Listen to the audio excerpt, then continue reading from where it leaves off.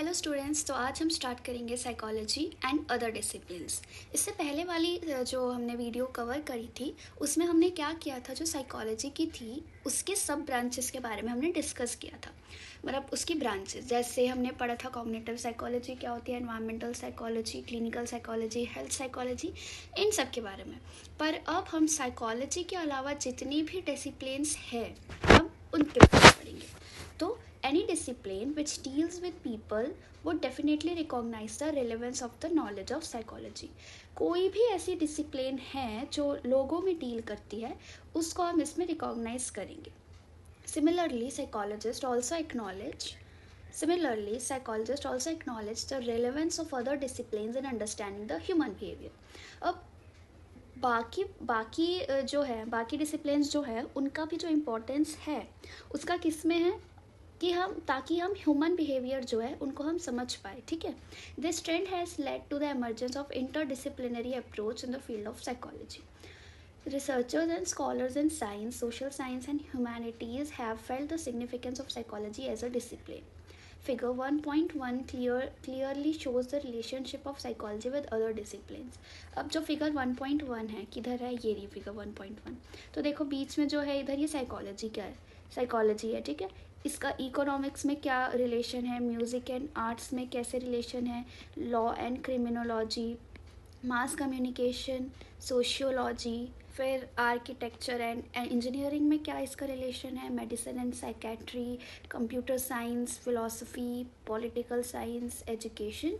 तो ये जितनी भी इधर ब्रांचेस दे रखी है, डिसिप्लिन्स दे रखी है, उसका किस तरीके से रिलेशन है साइकोलॉजी के साथ, ये अभी हम पढ़ेंगे। ठीक है, तो फिर क्या लिखा है इधर, रिलेशनशिप अभी हम समझेंगे। जैसा कि अभी मैंने बताया, इन studying brain and behaviour psychology shares it's knowledge with neurology, physiology, biology, medicine, computer science. In studying human behaviour it's meaning growth and development. अब ह्यूमन बिहेवियर का पढ़ने का इसमें क्या मतलब है, ह्यूमन बिहेवियर में हम क्या पढ़ रहे हैं, उसकी ग्रोथ एंड डेवलपमेंट किधर, सोशियो कल्चरल कॉन्टेक्स्ट में। ठीक है, psychology shares it's knowledge with anthropology, sociology, social work, political science and economics. ये सब ये बता रखा है कि कैसे किस किस में उसका रिलेशन है। तो सबसे पहला इधर हमारा आ जाता है विच इज़ फिलॉसफी, पहली डिसिप्लिन। ठीक है, until the end of 19th century certain concerns that are now part of contemporary psychology, like what is the nature of the mind, what is the nature of the mind, or how do humans come to know their motivations and emotions, were the concerns of philosophers। अब जैसे philosophy में philosophers होंगे तो उनकी चिंता ये थी, उनका सोचने का विषय ये था, सोचने का सब्जेक्ट ये था कब, 19th सेंचुरी की एंडिंग में, कि जो माइंड होता है एक ह्यूमन के पास, वो उसका नेचर कैसा होता है और कैसे ह्यूमंस को जो है पता चला कि किसके बारे में पता चला, अपने मोटिवेशंस, इमोशंस के बारे में। उनको कैसे पता चले कि उनके यहाँ अंदर ये इमोशन है, इतने कई तरीके की इमोशंस हैं, वो कैसे पता चली ह्यूमंस को, ये था कंसर्न फिलोसोफर्स का। ठीक है, in the latter part of 19th century Wundt and other psychologist adopted an experimental approach. उन्होंने एक एक्सपेरिमेंटल अप्रोच को अडॉप्ट किया to these questions and contemporary psychology emerged. शुरू की बात है ये, जब साइकोलॉजी नहीं थी, तो फिलोसफर्स का ये कंसर्न था, जो हमने पढ़ा वो कंसर्न था। उसके बाद वोंट और बाकी और अदर साइकोलॉजिस्ट है जिन्होंने एक एक्सपेरिमेंटल अप्रोच को उन्होंने अडॉप्ट किया और इन क्वेश्चंस पे उन्होंने काम करना शुरू किया। तब एक कंटेम्पररी साइकोलॉजी जो है एमर्ज हुई, मतलब शुरू की। ठीक है, despite the emergence of psychology as a science, it greatly draws from philosophy. अब जैसा कि मैंने पहले भी बताया था तुमको, इस चैप्टर के शुरू में मैंने बताया था कि जो साइकोलॉजी है उसकी रूट्स किधर से है, फिलोसफी से। फिलोसफी जो ब्रांच है उसकी धीरे धीरे उसने किस चीज़ में डेवलपमेंट करी, किसकी डेवलपमेंट करी, साइकोलॉजी की एमर्जेंस की। ठीक है, तो emergence of psychology as a science, it greatly draws from philosophy. ठीक है, particularly with respect to methods of knowing and various domains of human nature. ठीक है, तो ये पहला था हमारा फिलोसफी के बारे में। देन हमारा आ जाता है इधर किसके बारे में, मेडिसिन। अब मेडिसिन क्या है, Doctors have realized that the maximum healthy body requires a healthy mind is actually true. अब डॉक्टर्स का क्या कहना है, हेल्दी बॉडी अगर हमें चाहिए तो उसके लिए हमको हेल्दी माइंड की ज़रूरत होती है, और ये ट्रू है. A large number of hospitals now employ psychologists. ऐसी कई सारी आजकल हॉस्पिटल्स है, कई सारी आजकल में हॉस्पिटल्स है जो क्या कर रहे हैं, साइकोलॉजिस्ट को ले रहे हैं, रिक्रूट कर रहे हैं. The role of psychologist in preventing people from engaging in health hazardous behaviors and in adhering to the prescribed doctor's regimen are some of the important areas where the two disciplines have come together. अब psychologist का role क्या होता है, बहुत सी health बीमारियां होती है, health से रिलेटेड, उनके माइंड बिहेवियर से रिलेटेड जो भी बीमारियां होती है उसमें डॉक्टर्स का हेल्प होता है. तो ऐसे जो है दोनों मेडिसिन और साइकोलॉजी दोनों का ऐसे में रिलेशन है, ठीक है. While treating patients suffering from cancer, AIDS, the physically challenged और handling patients in the intensive care unit and patients during post operative care, doctors have also felt the need for psychological counseling. अब relation, अभी मैंने बताया तुमको relation है. अब ये है कि हॉस्पिटल्स में जो है साइकोलॉजिस्ट को एम्प्लॉय कर रहे हैं, लेकिन क्यों, किस वे में जो मेडिसिन है और साइकोलॉजी जो है, किस वे में मेडिसिन और साइकोलॉजी का रिलेशन है. अब जैसे देखो डॉक्टर जो है वो किस में ट्रीट करते हैं, जैसे मतलब इधर एग्जांपल्स में कुछ लिखे, जैसे कैंसर, एड्स और कोई भी फिजिकली चैलेंज्ड हो गई, या फिर कोई भी ऐसे पेशेंट जिनको एक इंटेंसिव केयर यूनिट में रखना होता है, जिनकी बहुत ही इम्पॉर्टेंट होता है उनको उसमें रखना, या फिर वो पेशेंट्स जो पोस्ट ऑपरेटिव केयर में रहते हैं डॉक्टर के, ठीक है. तो उनको ऐसा फील होता है, उनको ऐसा लगता है कि उनको काउंसलिंग की ज़रूरत है, क्योंकि कई लोग ऐसे होते हैं जो हिम्मत हारते हैं. या एग्जांपल के लिए मैं बता रही हूँ, कोई पेशेंट है जो बहुत ही डर गया और उसका ऑपरेशन होना है या ऑपरेशन हो चुका है और वो बिल्कुल नहीं सुन पा रहा है, बहुत परेशान है वो, तो उसको काउंसलिंग की ज़रूरत पड़ेगी. और वो काउंसलिंग कौन देगा, साइकोलॉजिस्ट देगा, ताकि वो या तो ऑपरेशन हो गया तो उनको वो दिलासा देगा कि सब ठीक से हो गया है, यू शुड बी स्ट्रॉन्ग या ऐसे कुछ, या होना है तो उनको सारी बेनिफिट्स डिसएडवांटेजेस इन सब के बारे में एक्सप्लेन करके उनको ये समझाएगा कि कितना इंपॉर्टेंट है उनके लिए वो सर्जरी. तो सिंपल वे में ये इधर लिखा है, ठीक है. A successful doctor looks at the psychological as well as physical wellbeing of the patients, ठीक है. तो नेक्स्ट आ जाता है हमारा अब economics, political science and sociology. तो क्या लिखा है इधर, as sister social science disciplines these three have drawn considerably from psychology and have enriched it as well. तो यहाँ पे क्या बताया हुआ है, ये जो तीन सोशल साइंस के जो डिसिप्लिन है, कौन कौन सी, economics, political science and sociology, ये तीनों क्या है, बहनें हैं, एज सिस्टर, ठीक है. तो इन तीनों का आपस में बहुत ही काम है साइकोलॉजी के फील्ड में, लेकिन उन्होंने साइकोलॉजी को भी बहुत वो दिया है, उसको और एनरिच किया है, ठीक है. एनरिच करना मतलब उसमें या तो ऐसे कुछ आइडियाज़ थे जो कि इकोनॉमिक्स या पॉलिटिकल साइंस या सोशियोलॉजी में थे, जो कि साइकोलॉजी के लिए भी इम्पॉर्टेंट है, ठीक है. तो साइकोलॉजी की जो डेवलपमेंट है उसमें भी हेल्प करते हैं. Psychology has contributed a great deal to the study of micro level economic behaviour. तो साइकोलॉजी ने किसकी स्टडी में डील किया, micro level economic behaviour, particularly understanding consumer behaviour. तो इसका मतलब क्या हुआ, कंज्यूमर, किसी भी कंज्यूमर के जो बिहेवियर है उसको समझने में, ठीक है. Savings behaviour and in decision making, तो इन तीनों में,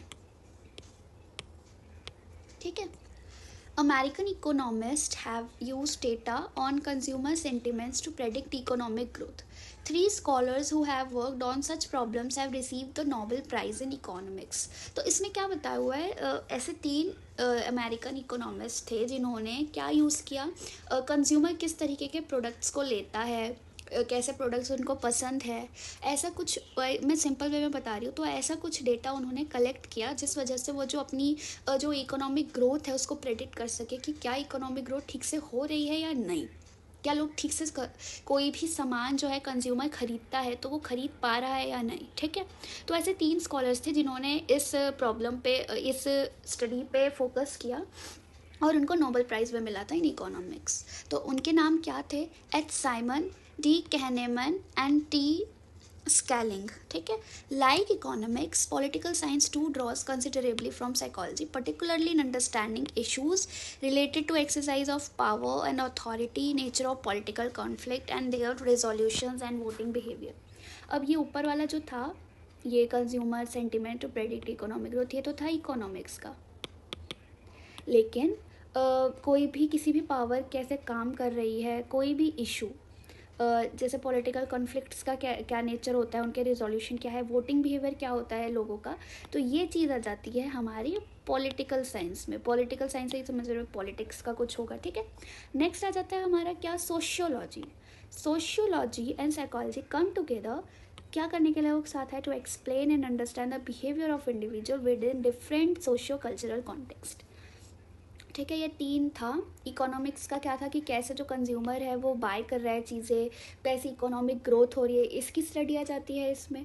पॉलिटिकल साइंस में क्या है, वोटिंग बिहेवियर, लोगों का वोट करते समय बिहेवियर कैसा है, या कोई भी जो पावर है, कोई भी जैसे कोई एक जो टीम थी वो जीत गई इलेक्शंस में, तो कैसे वो अपने पावर को दिखा रहे हैं, किस में वो यूज़ कर रहे हैं, उनका कैसा बिहेवियर है उसके प्रति, ठीक है। तो ऐसी सारी चीज़ें, उसके रिजोल्यूशंस क्या है, ऐसी सारी चीज़ें आ जाती है पॉलिटिकल साइंस में। सोशियोलॉजी क्या है, सोशियोलॉजी से क्या समझ आ रहा है, सोसाइटी, सोशली एक इंसान का, एक इंडिविजुअल का किस तरह से बिहेवियर होता है अपने अलग अलग सोशो कल्चरल कॉन्टेक्स्ट में। अलग अलग सोसाइटी है सबकी, सबका अपना अपना कल्चर है, अलग तरीके के कल्चर है, तो कैसे इंसान समझता है अपने कल्चर के बिहेवियर, अपने कल्चर को, दूसरे कल्चर को, उनको किस प्रति उनका बिहेवियर होता है, किस तरीके से उनका बिहेवियर होता है, तो ये आ जाता है हमारा सोशियोलॉजी में। ये तीनों भी समझ आ गए, ओके। तो अब आता है कंप्यूटर साइंस।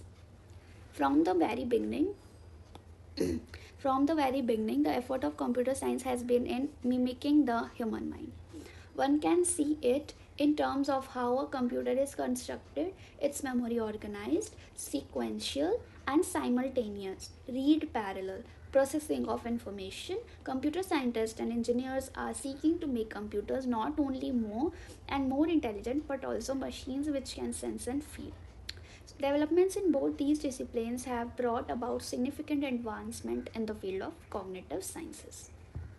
अब इधर क्या लिखा है, कंप्यूटर साइंस में क्या जाती है, कंप्यूटर से रिलेटेड कुछ।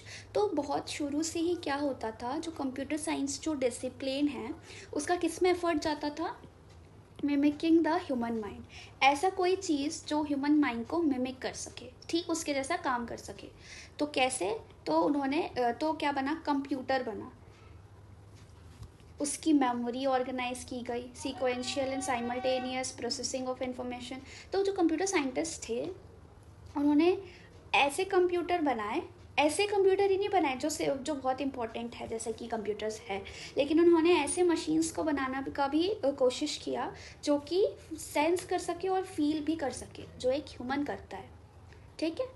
तो ऐसी बहुत सारी एडवांसमेंट्स आई, एडवांटेज वो आई, बहुत ही डेवलपमेंट्स आई, ठीक है। इन दोनों डिसिप्लिन को जब जोड़ के इन्होंने कुछ कॉग्निटिव साइंसेस के जो फील्ड था उसमें, developments in both these disciplines have brought about significant in the field of cognitive sciences, ठीक है। इन दोनों के डेवलपमेंट ने कॉग्निटिव साइंसेस में बहुत ही ज़्यादा डेवलपमेंट करी।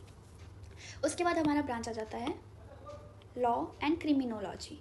अब लॉ एंड क्रिमिनोलॉजी का क्या रिलेशन है साइकोलॉजी के अंदर, A skilled lawyer and a criminologist requires knowledge of psychology in answering such questions. अब जो criminologist होता है या फिर कोई भी lawyer होता है उसका कुछ ना कुछ साइकोलॉजी में नॉलेज होना चाहिए ताकि वो कैसे क्वेश्चंस का आंसर दे पाए। जैसे इधर लिखा है, how well a witness remember an accident, a street fight or a murder, how well can she or he report such facts when taking the witness stand in the court, what factors influence the decision which is taken by the jury, what are the dependable signs of guilt and falsehood, what factors are held important in holding a culprit responsible for her or his actions, what degree of punishment is considered just for a criminal act. Psychologists seek to answer these questions, ठीक है। ऐसे कई सारे question होते हैं जिनका psychologist को जो है आंसर देना होता है। अब तुम लॉ एंड क्रिमिनोलॉजी में आगे जाके और अच्छे से पढ़ोगे, ठीक है। Currently a number of psychologist are involve in research on such issues, the answers to which would help the legal system the country in the future, ठीक है। कुछ नहीं था इसमें, बस ये क्वेश्चन थे कि किस किस का जो लॉयर है या कोई भी क्रिमिनोलॉजिस्ट है उनको इन क्वेश्चंस के बारे में पता होना चाहिए, और ताकि वो इनका आंसर दे पाए तो उनकी जो साइकोलॉजी की फील्ड है उसमें नॉलेज होनी चाहिए। ठीक है। तो लॉ एंड क्रिमिनोलॉजी भी ऐसे ही एक बहुत ही अच्छा, मतलब बहुत ही इंटरेस्टिंग है साइकोलॉजी की तरह ही। साइकोलॉजी जैसी ही नॉलेज होती है इसमें। तो साइकोलॉजी की कुछ नॉलेज चाहिए होती है ऐसे क्वेश्चन के आंसर देने के लिए। उसके बाद आ जाता है हमारा mass communication. The print and the electronic media have entered in our lives in a very big way. ठीक है, इलेक्ट्रॉनिक मीडिया है आजकल में, प्रिंट है, वो आजकल हमारी लाइफ में उनका बहुत ही बड़ा रोल आ गया है। ठीक है, they have a major influence on our thinking, attitudes and emotions. उनका हमारे थिंकिंग, एटीट्यूड, इमोशंस पे भी बहुत ही इन्फ्लुएंस होता है, बहुत ही प्रभाव पड़ता है। If they have brought us closer together, they have also reduced cultural diversities. अब इलेक्ट्रॉनिक मीडिया है, कोई अगर हम मोबाइल का जो है वो एग्जांपल ले लें, मोबाइल का या फिर रेडियो का, मतलब किसी का भी, न्यूज़पेपर का, कोई भी ऐसा एलिमेंट का एग्जांपल हम ले लें, तो उन्होंने हमको क्लोज तो किया एक दूसरे से, लेकिन ऐसी जो कल्चरल डाइवर्सिटीज़ थी उसको रिड्यूस कर दिया। The impact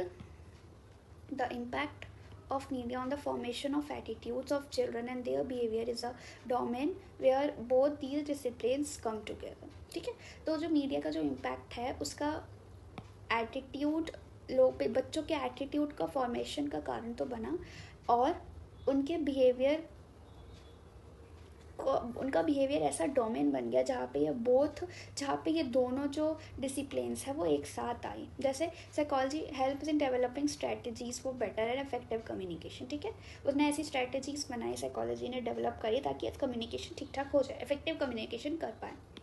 A journalist in reporting news must know the reader's interest in the story. Since most stories deal with human events, knowledge of their motives and emotions is very important. ठीक है, तो emotions का बहुत ही बड़ा role होता है mass communication में भी।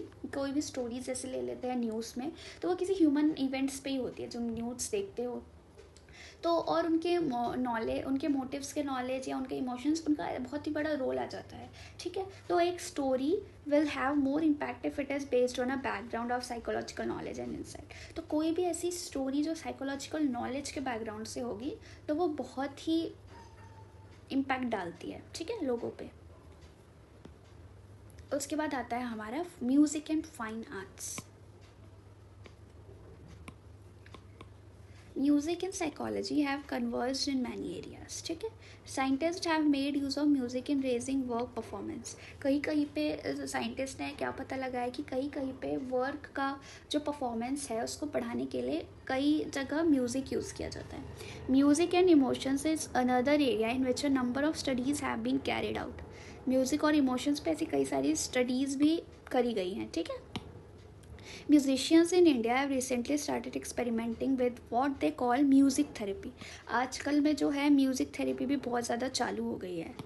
ठीक है, in this they use different ragas. अब जो सिंगिंग होता है, लोग सिंगिंग सीखते हैं, सिंगिंग में क्या चीज़ होती है, राग, जो राग निकालते हैं, रागास। ठीक है, उनको यूज़ करते हैं म्यूज़िक थेरेपी में। The efficiency of music therapy still remains to proven. ठीक है, वो भी प्रूव हो रहा है। अब नेक्स्ट जो है हमारा है आर्किटेक्चर एंड इंजीनियरिंग।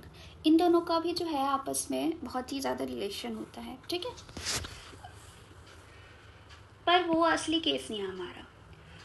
जैसे कोई भी आर्किटेक्ट से पूछो, वो अपने क्लाइंट को सेटिस्फाई करने के लिए, ही और she must satisfy his or her clients, क्या प्रोवाइड करके, mental and physical space through her design, और they satisfy aesthetically. Engineers must also take into account human habits in their plans for safety, जैसे streets हो गए and highways हो गए। ठीक है, तो जो साइकोलॉजिकल नॉलेज जो है, it helps in a big way in designing of all mechanical devices and displace. तो यही इसमें बताया गया है। ये था हमारा topic which is psychology and other disciplines. तो अब आता है हमारा next topic and the last topic of this unit which is psychology in everyday life. ठीक है, छोटा सा टॉपिक है, उसके बाद मैं आपको सारे के सारे क्वेश्चन आंसर्स जो है वो समझाऊंगी, ताकि तुमको और अच्छे से पता चले कि क्या है क्वेश्चन में और हमें क्या लिखना है। तो शुरू करते हैं। The discussion above may have clarified that psychology is not only a subject that satisfies some of the curiosities of our mind about human nature, but it is also a subject that can offer solutions to a variety of problems.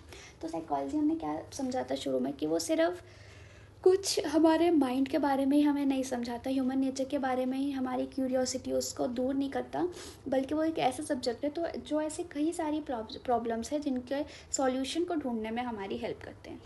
These may range from purely personal, जैसे daughter having to face an alcoholic father or a mother dealing with a problem child, या तो purely personal ऐसी चीज़ें हो गई, या to those that may be rooted within the family setup, जैसे lack of communication interaction among family member, या फिर or in a larger group or community setting जैसे टेररिस्ट ग्रुप्स या फिर सोशली आइसोलेटेड कम्युनिटीज़, और may have national और international dimensions. तो ऐसी कई तरीके की प्रॉब्लम्स होती है जिसको साइकोलॉजिस्ट जो है उसको सॉल्व करने में हेल्प करते हैं. या फिर प्रॉब्लम्स हो गई related to education, health, environment, social justice, women development, inter group relations etcetera. ऐसी भी प्रॉब्लम्स को सॉल्व करने में भी हेल्प करता है. While the solution of these problems may involve political, economic, and social reforms, interventions at the individual level are also needed in order to change. Many of these problems are largely of psychological nature, and they result from our unhealthy thinking, negative attitude towards people, and self and undesirable patterns of the behavior. तो बहुत सी ऐसी जो problems है जिसके बारे में अभी हमने पढ़ा था, वो एक्चुअली में लार्जली किसकी वजह से रिजल्ट करती है, किसकी वजह से प्रॉब्लम्स आती है? Because of our unhealthy thinking.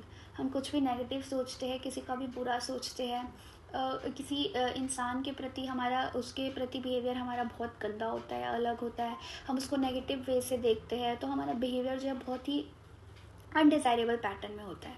तो a psychological analysis of these problems में help in both in having a deeper understanding of these problem. तो साइकोलॉजी किस में हेल्प करता है? ताकि हमारी जो अंडरस्टैंडिंग हो वो और डीपर हो इन प्रॉब्लम्स के प्रति, and also in finding there effective solution, और ताकि हम इफेक्टिव सॉल्यूशंस भी जो है उनको ढूंढ पाएँ. The potential of psychology in solving the problems of life is being realized more and more. ठीक है. Media has played a vital role in this aspect. Media बहुत ही रोल प्ले कर रहा है. You may have seen on television counsellors and therapist suggesting solution to a variety of problem. आजकल तो हम टीवी में भी ऐसे कई से थेरेपिस्ट और काउंसलर्स को देखते हैं जो वेराइटी ऑफ प्रॉब्लम्स के सॉल्यूशन देते रहते हैं. किससे रिलेटेड हो गया? चिल्ड्रन से रिलेटेड, एडोलेसेंट से रिलेटेड, एडल्ट से रिलेटेड, या एल्डरली पीपल से रिलेटेड भी हो गया, कोई भी हो गया. ठीक है. You may also find them analyzing vital social problems relating to social change and development, population poverty, interpersonal or intergroup violence, and environmental degradation. ऐसी प्रॉब्लम्स भी हो गई. ठीक है. Many psychologists now play an active role in designing and executive intervention problems in order to provide people with a better quality of life. Hence, it is no surprise that we will find psychologists working in diverse settings such as schools, hospitals, industries, prisons, business organizations, military establishments, and in private practice as consultants, helping people solve problems in their respective settings. आजकल psychologist जो है हर जगह है. Schools, organisations, hospitals, offices, या वो privately भी practice कर रहे हैं कंसल्टेंट्स की तरह. ठीक है. ताकि वो जो भी वेरियस प्रॉब्लम्स है लोगों को उनको सॉल्व कर सके. Besides helping you in rendering social service to others, the knowledge of psychology is also personally relevant to you in your day to day life. अब जैसे साइकोलॉजी सिर्फ इनके द्वारा यूज़ नहीं की जाती, हम खुद अपने डे टू डे लाइफ में भी साइकोलॉजी की जो नॉलेज है उसको हम यूज़ करते हैं. ऐसे कई सारी प्रिंसिपल्स है और कई सारे मेथड्स है जो हम आगे जाके इस कोर्स में सीखेंगे, which should be made use of in analysing and understanding yourself in relation to others, जो कि हमको हेल्प करेगा अपने आप को समझने में, अपने आप को एनालाइज करने में, और अपने आप को दूसरों के रिलेशन में एनालाइज करने के लिए.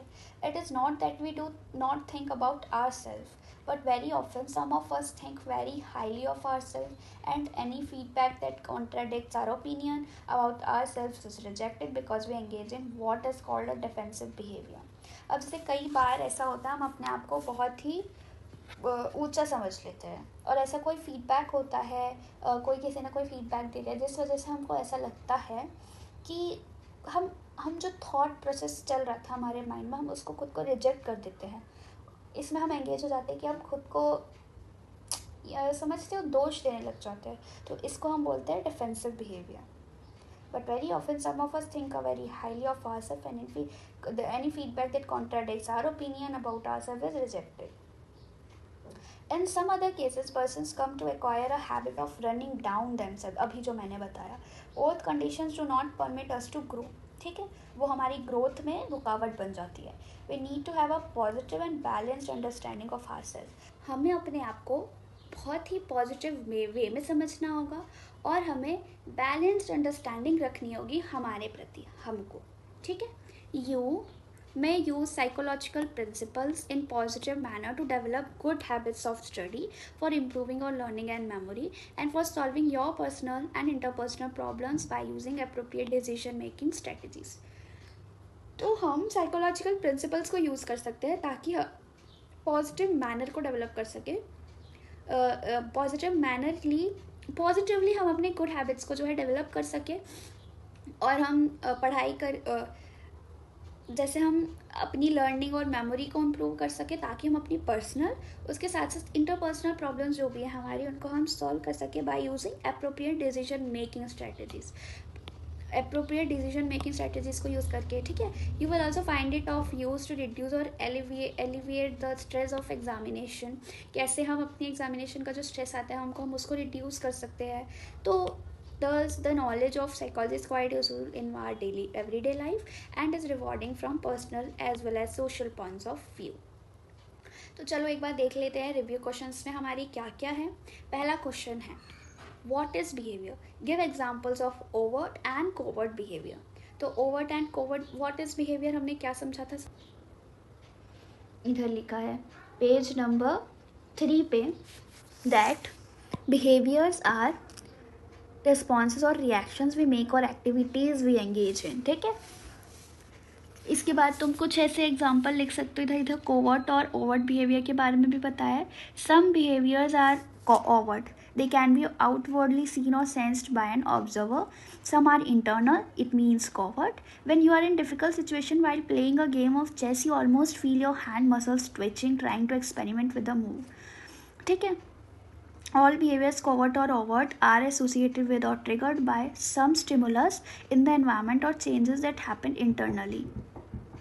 ठीक है, अब जैसे some are internal, covert. Covert में क्या होगा, ये चेस वाला एग्जांपल तुम लिख सकते हो कोवर्ट वाले में. ओवर्ट वाले में जैसे यहाँ पर है, जैसे ओवर्ट मतलब जो बाहर से भी दिख जाता है, जैसे किसी ने हमसे आंसर पूछा, नहीं किसी के प्रति हमारा बिहेवियर कैसा है. ठीक है, तो वो तो तुम एक बार सब पढ़ लेना इस पूरे को. ये था हमारा फर्स्ट का. देन हमारा आ जाता है सेकंड क्वेश्चन. सेकंड क्वेश्चन क्या है, how can you distinguish scientific psychology from popular notions about the discipline of psychology. तो इसका लिखा हुआ है नोशंस ऑफ साइकोलॉजी में जो हमने पढ़ा था, नोशंस ऑफ साइकोलॉजी हमने पढ़ा था ना, इधर popular notions about the discipline of psychology. इसको तुम अच्छे से पढ़ लेना. उसके बाद है हमारा third question, give a brief account of evolution of psychology. तो इवोल्यूशन ऑफ साइकोलॉजी में एक बहुत ही अच्छे से इसमें एक्सप्लेन टॉपिक है which is on page number 8. उसमें जो भी अच्छे से इम्पॉर्टेंटली मैंने अच्छे से समझाया हुआ है वो मेन लाइंस तुम लिख लोगे तो हो जाएगा. देन आता है हमारा fourth question, what are the problems for which collaboration of psychology with other discipline can be fruitful. Take any 2 problems to explain. फिर डिस्टिंग्विश भी किया था हमने साइकोलॉजिस्ट और साइकेट्रिस्ट को हमने पहले किया था एक टॉपिक में. ठीक है, और काउंसलर एंड क्लिनिकल साइकोलॉजिस्ट के बीच में मैंने तुमको डिफरेंस बता दिया था जब हम सब ब्रांचेस पढ़ रहे थे साइकोलॉजी की. वैसे clinical and counsellor and clinical का ये पेज नंबर 12 पे दिया हुआ है. साइकोलॉजिस्ट और साइकेट्रिस्ट का तब है जब हम पहले पढ़ रहे थे, इसकी डेवलपमेंट पढ़ रहे थे या क्या पढ़ रहे थे, ये बात तुम पढ़ लेना. ठीक है, describe some of the areas of everyday life where understanding can be put to practice. ये जो लास्ट वाला जो हमने अभी टॉपिक पढ़ा है ये वाला. ठीक है, how can knowledge of the field of environmental psychology can be use to promote environment friendly behaviour. Environment psychology में पढ़ोगे तुम तो तुम्हें समझ आ जाएगा।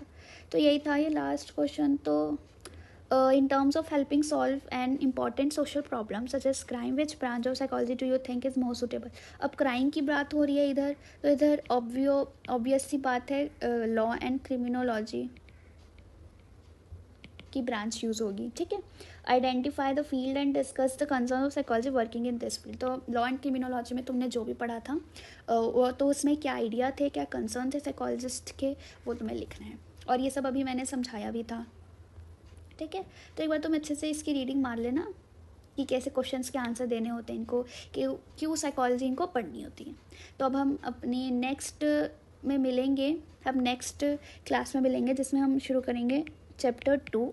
और चैप्टर 2 क्या है हमारा है, what is the methods of inquiry of psychology in psychology. तो जितना मैंने अब तक पढ़ाया है तुमको अच्छे से याद करना और इन एनसीईआरटी क्वेश्चंस को खुद से ढूंढ के समझ के किसी कोई कॉपी पे या किसी भी पेज पे जो तुम ध्यान से संभाल के रख सको उसमें तुम लिखना, पढ़ना, समझना जितना भी अभी मैंने पढ़ाया है, फिर उसको एक बार खुद रीडिंग मारना और लिखना, ठीक है। ये तुम्हारे लिए बहुत ज़रूरी है क्योंकि तुम पढ़ोगे। तो तब तक अब हम अगली वीडियो में अपनी मिलेंगे, तब तक पढ़ते रहिए। Bye bye.